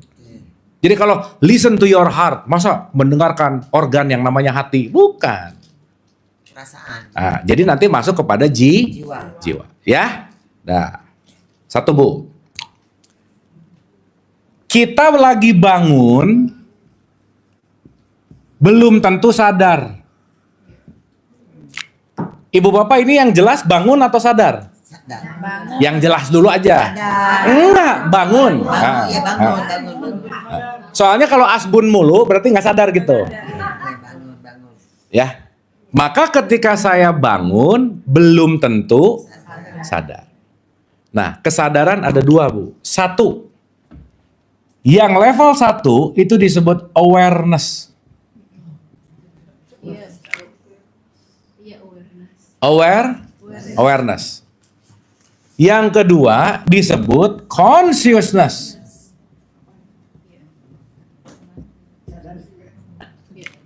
Oke? Iya. Jadi ada orang yang aware, ada orang yang conscious. Nah, apa bedanya? Ya, bedanya adalah kalau awareness itu kesadaran yang menyadari dirinya sendiri, kalau consciousness kesadaran yang masih terikat sama objek. Oke, bolehlah. Tapi saya mau bahas dari perspektif yang beda sedikit. Gini, contoh-contoh. Kalau ini nanti berbicara tentang dua ya. Ibu bapak pernah dengar gini nggak? Di 1328 tuh ada kalimat gini. Ketika kolbumu mengingat Allah, maka jadi tenang. Iya. Pernah? Iya. Kolbu mengingat Allah tuh maksudnya gimana? Pikiran atau hati perasaan. Atau gini deh, ibu nginget saya bisa nggak? Jelas objeknya. Kalau ingat Allah gimana? Oh udah tuh. Sementara hanya dengan mengingat Allah mah, Allah aja kolbumu menjadi tenang. Oh, gitu nggak? Nah terus sekarang saya tanya, kalau ingat Allah jadi ingat apa? Satu nih. Nggak tahu nih, bisa jadi nggak tahu gitu. Tetapi nanti kita akan mengerti ketika kita bersaksi terhadap Allah. Makanya dalam Islam nomor 1 itu bukan langsung disuruh sholat gitu. Syahadat. Disuruh bersaksi. Syahadat. Sampai sini oke? Oke? Oke. Jadi yang pertama, orang bangun belum tentu aware. Aware itu menyadari sekitar. Contoh. Ketika ibu dan bapak lagi jalan, ada burung lewat. Begitu burung lewat, disadari, oh ada burung. Itu aware namanya. Oke? Anggap aja ini kita lagi ada di hutan, jalan zet, ada burung. Zem, oh itu ada burung. Ibu bapak maaf ya, ibu bapak dari rumah ke kantor nyetir, nggak tahu kok tadi ngelihat apa dan lain-lain. Betul nggak? Tiba-tiba nyampe kantor nggak aja, betul nggak? Berarti waktu perjalanan ke kantor sadar nggak kira-kira? Enggak. Sadar, nggak aware. Nah itu yang terjadi 98% dalam keseharian kita. Kenapa begitu ya? Programnya begitu. Oh, Makanya kalau kita tidak melatih ini, tidak peka terhadap sekitar, kita nggak akan aware terhadap apapun gitu. Sampai sini oke? Oke? Nah, sekarang apa bedanya sama consciousness? Kalau orang yang aware, sadar ada burung. Nah, kalau orang yang conscious, dia mulai membedah, oh itu burungnya warnanya putih, burung merpati kah, burung gereja kah, burung apakah, dan tahu dia lagi ada di mana, dan tahu dia lagi ngapain. Itu namanya consciousness. Berarti ini masuk ke level, quote and quote, bolehlah pakai kata, lebih dalam. Kenapa? Kata singkatnya lebih dalam. Contoh. Nabi Muhammad itu disuruh baca atau disuruh ikro? Apa bedanya baca dan ikro? Beda. Di Quran kata baca tuh ada dua at least. 1, 96 ayat 1 itu bilang ikro. Tapi 29 ayat 45 bilangnya utslu. ya itu nak utslu ya. Padahal sama-sama artinya baca. Dua-duanya diartikan baca. Utslu. Iya, baca. Oke? Utslu itu membaca tulisan.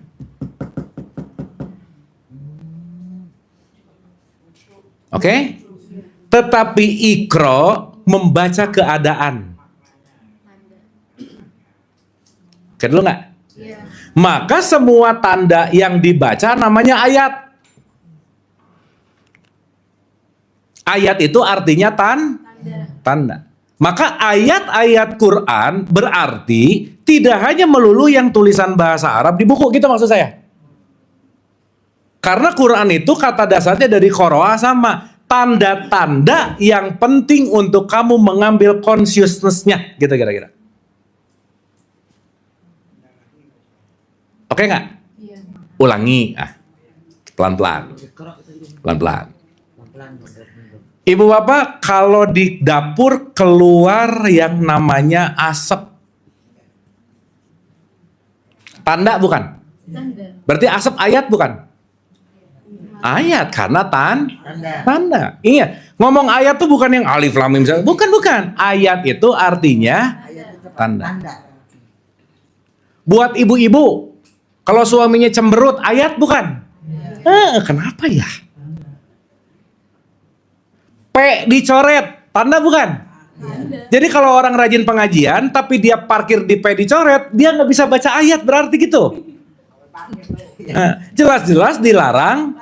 Oh, berarti dia buta ayat. Tapi dia baru pulang dari masjid gitu. Tapi parkir di P dicoret, berarti dia pintar membaca ayat tulisan, tetapi tidak pintar membaca ayat situasi gitu. Iya, nah itu maksudnya pintar, tapi dia yang menggampangkan. Ya, bukan menggampangkan Bu, nggak ngerti aja. Ada excuse. Buta makna. Karena bukan hanya buta huruf, tapi yang bahaya adalah buta makna. Ibu bapak ada lampu merah, ada nggak yang nyelonong? Ada. Dia buta warna atau buta makna? Makna. Bisa dua-duanya, nggak tahu ini merah. Tapi kalau dia tidak buta warna, udah pasti buta. Nah jadi kita pinter baca Quran juga jangan jadi buta makna, nggak tahu maknanya. Oke? Sip? Nah, pelan-pelan. Pelan-pelan. Ini kalau nggak mau mikir susah aja. Kan agak lemot juga. Iya nggak apa-apa Bu. Jadi pelan-pelan. Kenapa ibu bapak lemot misalnya? Karena nggak latihan aja. Loading lambat ya. Enggak kan? Apa pengaruh umur? Enggak juga kan sebenarnya? Iya kan umur juga karena nggak latihan aja Bu. Iya, dayanya memang sama-sama beda lah. Baterainya soak. Nah. Untung belum soak banget ya. Dah. Ibu bapak ini sampai sini oke nggak? Oke, datang. Sampai sini dapat something nggak? Mantap. Dah. Duh, ibu bapak ini tuh memudahkan ini tuh lama gitu ya. Pakai pelan-pelan. Makanya pelan-pelan. Ya, ulang-ulang. Sip. Tapi at least get something ya. Iya, benar. Pelan-pelan nih, pelan-pelan. Nih. Ada anak kecil dan ibunya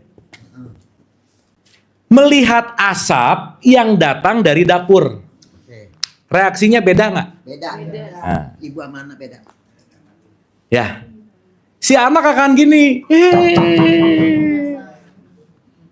Tapi si ibu bisa deg-degan nggak? Ya pasti. Kenapa bisa beda? Karena ibu udah lebih tahu. Asap itu.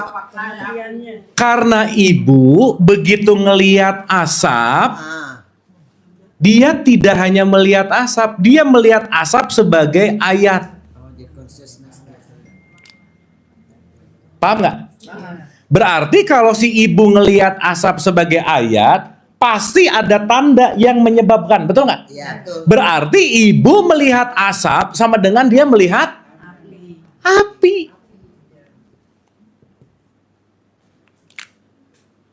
Paham? Paham?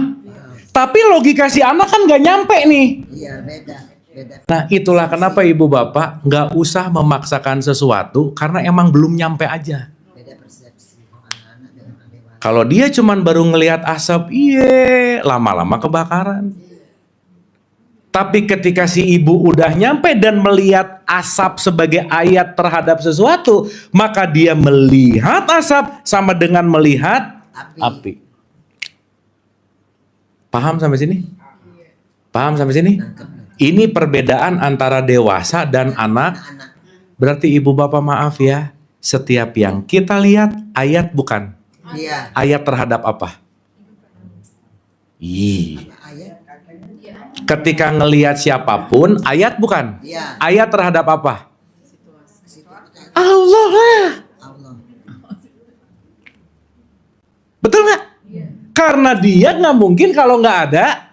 Allah. Maka make sense nggak Al-Baqarah 115 dikatakan kemana saja kamu melihat hanyalah wajahnya, hanya orang yang dewasa yang mampu melihat ayat.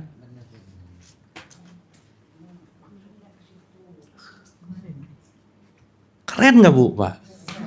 Once kita punya ngerti ayat ini, nggak mungkin ada tukang parkir, Bu. Oh iya, itu ayat. Karena di belakang dia ada makna siapa? Nih, Orang dewasa itu maksud orang yang berkesadaran. orang yang berkesadaran. Susah. Dan nggak bisa dipaksa. Si. Makanya pamannya Nabi Muhammad bareng terus sama Nabi Muhammad, berubah nggak dia? Enggak. Itulah kenapa kesadaran nggak bisa dipaksa. Berarti Nabi Muhammad waktu Iqra baca Alif Lam Mim Zalikal gitu nggak? Enggak lah. Orang belum ada. Iya. Tapi dia selalu membaca ada apa ya? Yes. Ini orang nyebelin datang jangan langsung marah, langsung ini ayat nih. Kita ayat itu. Betul nggak? Bu boleh minta tolong bacain nggak? 29 ayat 49 Bu. Udah ngerti ini agak lega aja. Iya, ini susah nyeritain ini Bu. 49. Sebenarnya Pakai mic boleh Bu? Saya bacain dulu dalam perspektif bahasa Arabnya ya. Auzubillahi minasyaitonirrajim. Bismillahirrahmanirrahim. Ada kata gini Bu Pak. Bal huwa ayatum bayyinah fi suduril ladzina utul ilm. Fi suduril ladzina utul ilm. Silakan Bu. Terjemahannya boleh? Indonesia ya. Bismillahirrahmanirrahim. Sebenarnya Al-Quran itu adalah ayat-ayat yang jelas di dalam. Tahan dulu, ayat-ayat yang jelas atau ayat-ayat yang gak jelas? Jelas. Jadi pinter baca ini, ada tetangga kelaparan, yang jelas kelaparan gak ditolong, aneh gak Bu Pak? Nah gitu. Dia sibuk ngedalil mulu. Sibuk ngurusin tajwid lah misalnya. Bagus sih, tetapi ayat yang nyata ini nih gitu. Ada yang mau mati, kematian. Matiin duluan ya. Ulang Bu, ulang. Sebenarnya Al-Quran itu adalah ayat-ayat yang jelas di dalam dada orang-orang yang berilmu. Nah, di dalam apa di luar? Dalam. Berarti ibu bapak di dalamnya udah ada Quran belum?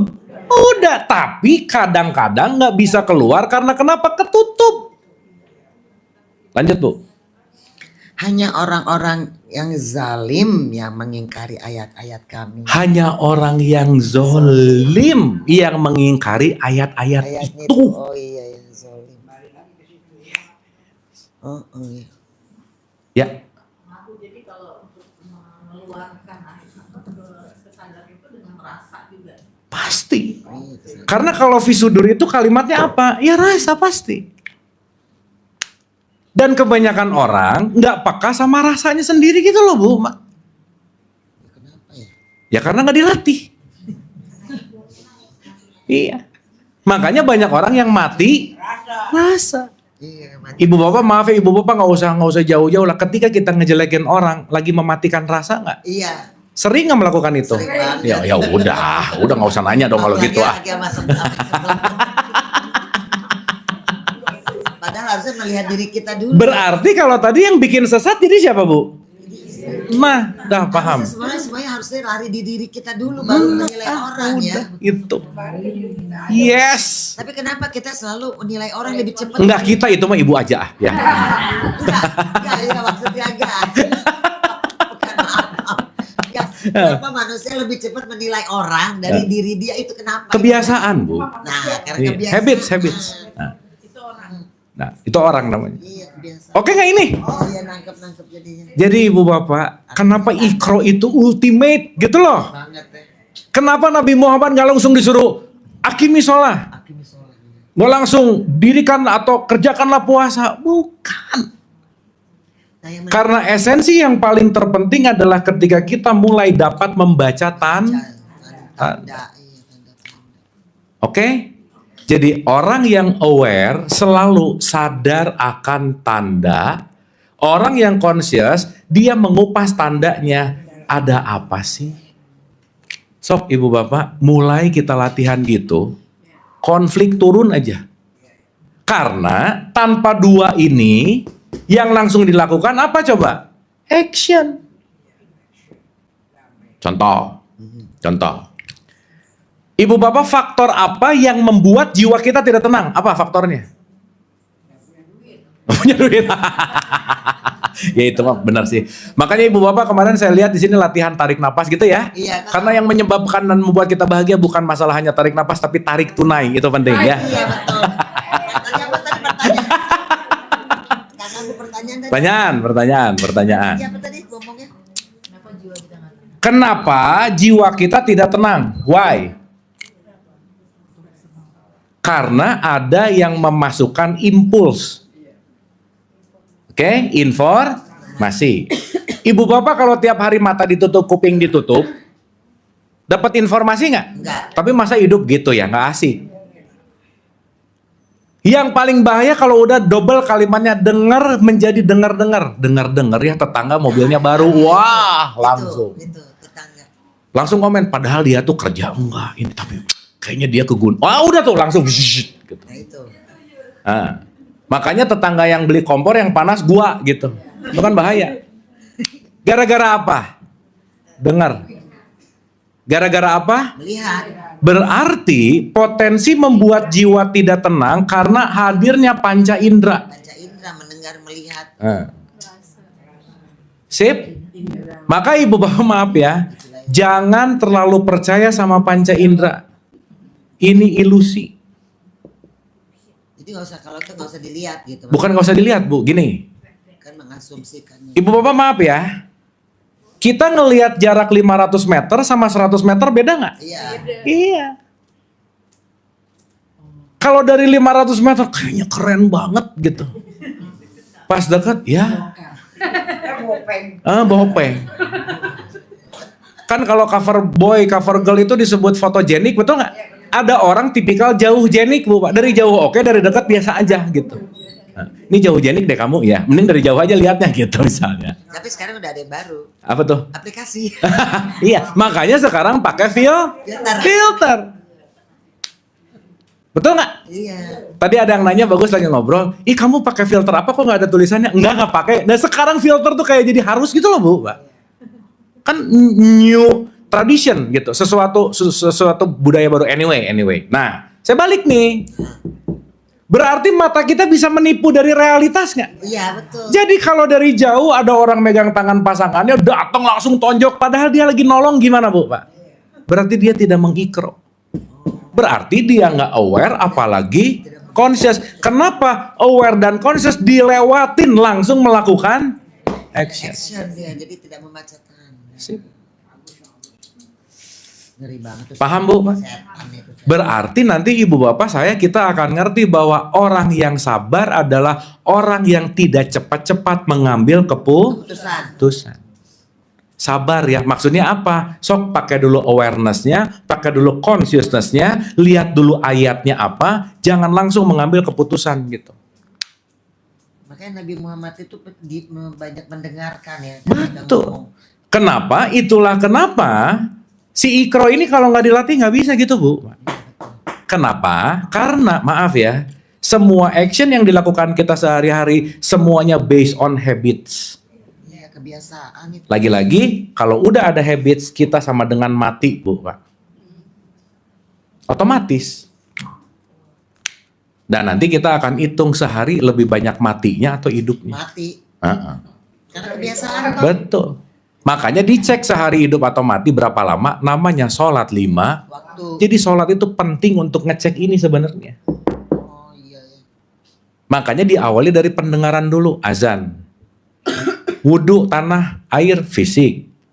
Baru batinnya. Bu, Pak. Once nanti kita ngerti itu sebagai ayat, ya dengan caranya masing-masing sih. Ya kan sholat dalam tradisi. Sholat itu kan terhubung. Tapi sholat juga banyak yang mati. Iya makanya. Makanya janganlah kamu sholat dalam keadaan mabuk. Sip? Oke?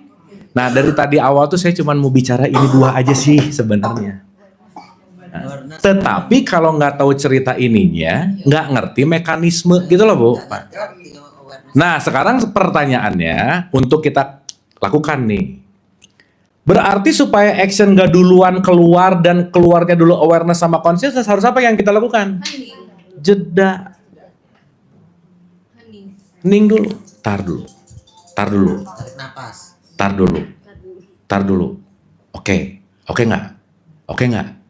Kalau saya komen gini bagus nggak? Jangan set komen. Zut komen. Itu sebenarnya ngomong kita ke diri kita untuk ada jawaban Ya. dari itu atau kayak halusinasi itu saya mau nanya. Enggak gini Bu. Itu mah belakangan lah halusinasi dan lain-lain. Tetapi setidaknya kita tidak diperbudak oleh habits kita itu dulu aja. Itu ya kebiasaan. Biasa. Langsung ngetuk. Iya. Karena kalau ibu dan bapak hening dulu, hening itu adalah sesuatu yang paling gak disukai sama pikiran kita. Maka kalau dia lagi idle, keluarlah kesadaran. Jadi jangan nurut-nurut amat sama pikiran, hati-hati. Karena nggak semua pikiran layak untuk diikuti gitu. Filternya di mana? Kesadaran. Filternya nanti si Quran yang sejati gitu. Oke? Next kita bahas gimana mengakses Quran yang sejati gitu. Karena kalau ibu bapak udah bisa mengakses, ya saya rasa udah sih, cuman nggak sadar aja. Nih, Dilatih, udah Bu, Pak. mati kan dia bilang mati. Quote and quote, kita akan mendapatkan petunjuk direct message gitu kira-kira. Oke? Sip ya? Kesimpulan, saya simpulkan dulu. 1. Perjalanan hidup tidak linear dari titik A ke titik B. No. Tapi dari ignorance menuju conscious. Dari nggak peduli menuju sadar. Tempatnya mah di sini-sini aja sih, Bu. Makanya di 725, di bumi itu kamu hidup, di bumi itu kamu mati, dan di bumi itu kamu akan dibangkitkan. Mau kemana sih gitu? Mungkin di planet kan ya. Iya. Dan nanti kita ngerti bahwa bumi itu kan bukan masalah placement juga, bukan. Nanti kita paham.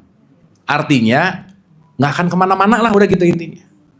Cuman lebih mendalam dalam konteks yang namanya kesadaran.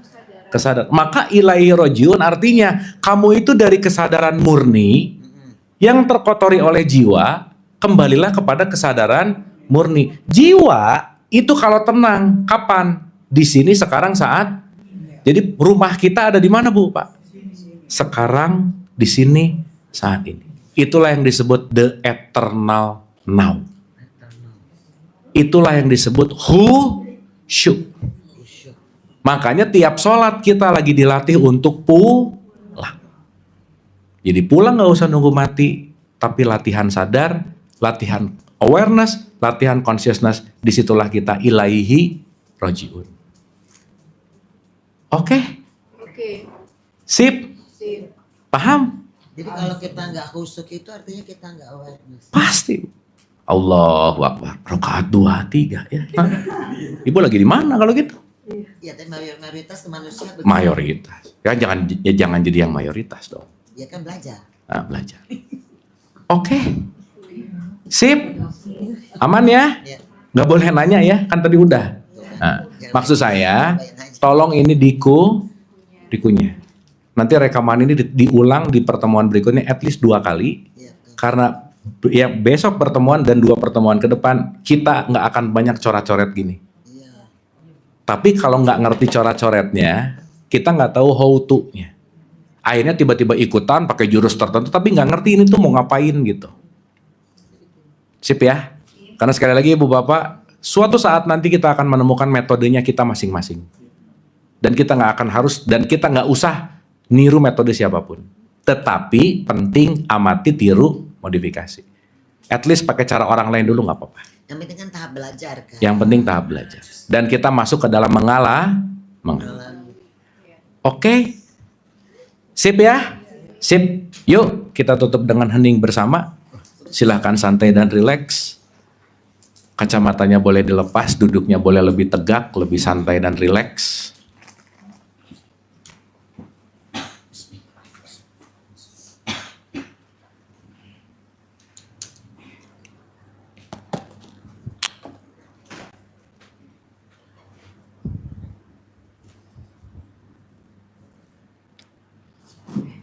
Mari kita menjeda sesaat, menjeda dari masa lalu, menjeda dari masa depan, menjeda dari keinginan.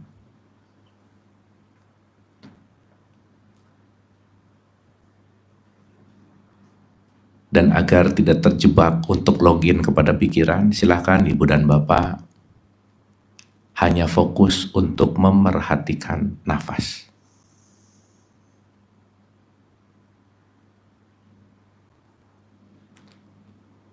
Rasakan hangatnya ketika nafas keluar di ujung hidung kita. Dan hangatnya di ujung hidung kita ketika nafasnya masuk. Nikmati itu. Hanya fokus ke situ. Ke satu titik.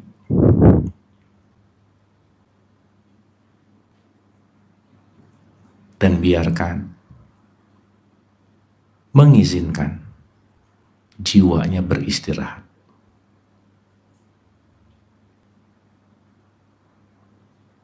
Istirahat dari menilai, dari khawatir, dari ketakutan, kecemasan. Istirahatlah jiwa-jiwa yang tenang. Istirahatlah.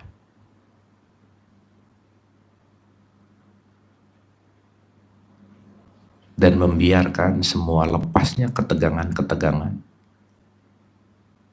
Rileks. Santai.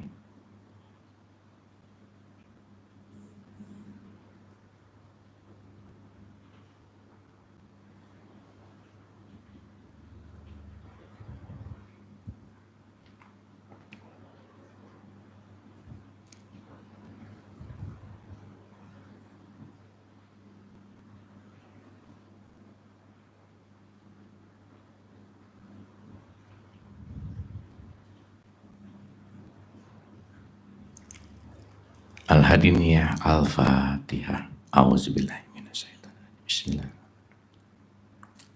Alhamdulillahirabbil alamin arrahmanirrahim. Maliki yaumiddin. Iyyaka na'budu wa iyyaka nasta'in.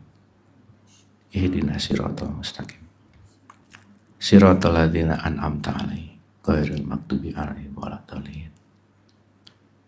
Amin, amin ya Allah ya Rabbal Alamin. Ibu bapak mohon maaf lahir dan batin. Semoga bermanfaat. Tetap sehat dan bahagia. Wabillahi taufiq wal hidayah. Assalamualaikum warahmatullahi wabarakatuh. Kita boleh tepuk tangan semuanya. Hatur nuhun.